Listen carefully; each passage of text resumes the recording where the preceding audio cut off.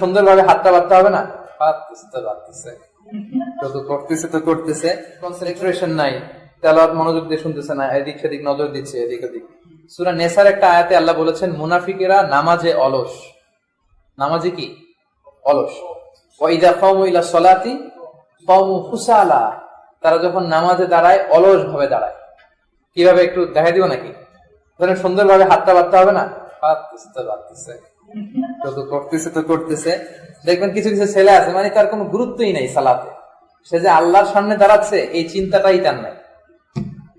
বরং সাহাবারা নামাজে দাঁড়ালে দুনিয়া সব ভুলে যেতেন। আলী রাদিয়াল্লাহু তাআলা আনহুর পায়ের মধ্যে একবার যুদ্ধে একটা তীর বিঁধে যায়, প্রচন্ড জখম হয়, এটা বের করতে গেলে উনি চিৎকার মারে, এত এত গভীরে এটা ঢুকে যায়। রাসূল সাল্লাল্লাহু আলাইহি ওয়াসাল্লাম বললেন কি আর করা, আকিমিস সালাহ ইয়া বিলাল, একামত দাও।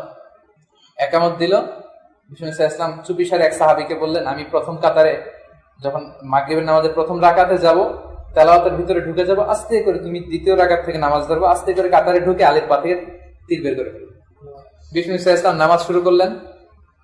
ওই সাহাবী কথা অনুযায়ী প্রথম রাকাতে বিশ্বনবী ফাতিহার পরে যখন একটা কেরাতের মধ্যে ঢুকে গেলেন, সবাই they are enjoying the recitation of রাসূলুল্লাহ, আল্লাহ রাসূলের মন্ত্রমুগ্ধ করা কণ্ঠে সুরের ঝংকার শোনা সেই তেলাওয়াত তারা যখন এনজয় করতেছে, আলী রাদিয়াল্লাহু তাআলা আনহু মানে তেলাওয়াতের ভিতর ঢুকে গেছে। এক সাহাবী ওখানে যে তার গায়ে যত শক্তি ছিল সব শক্তি দিয়ে এক টান মেরে তীর বের করে ফেলছে, ফিনকি দিয়ে রক্ত, জায়গাটা রক্তাক্ত হয়ে গেছে, ওনার খবরই নেই।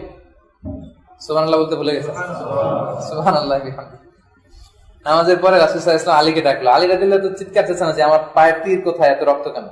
তো রাসূল সাল্লাল্লাহু আলাইহি ওয়াসাল্লাম বললেন যে তোমার নামাজের মধ্যে লেভেল অফ খুশু, কদ আফলাহাল মুমিনুন আল্লাযীনা হুম ফি সালাতিহিম খাশিউন, মুমিনরা সালাতে দাঁড়ালে তাদের লেভেল অফ খুশু এমন ভাবে যাবে, তার ব্রেনের ওয়েভ ফ্রিকোয়েন্সি কমে এমন আলফা লেভেলে এসে চলে যাবে, কি হচ্ছে আশেপাশে তার খেয়ালই নাই।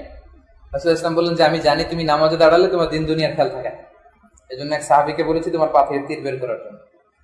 তো তাহলে উনাদের নামাজটা সালাতটা কেমন ছিল? তো মুনাফিকরা যখন নামাজে দাঁড়ায়, ওয়াইদা কামু ইলা সালাতি কামু কুসালা, সুন্দরভাবে হাত বাঁধে না, কনসেন্ট্রেশন নাই, তেলাওয়াত মনোযোগ দিয়ে শুনতেছে না, এদিক সেদিক নজর দিচ্ছে এদিক ওদিক।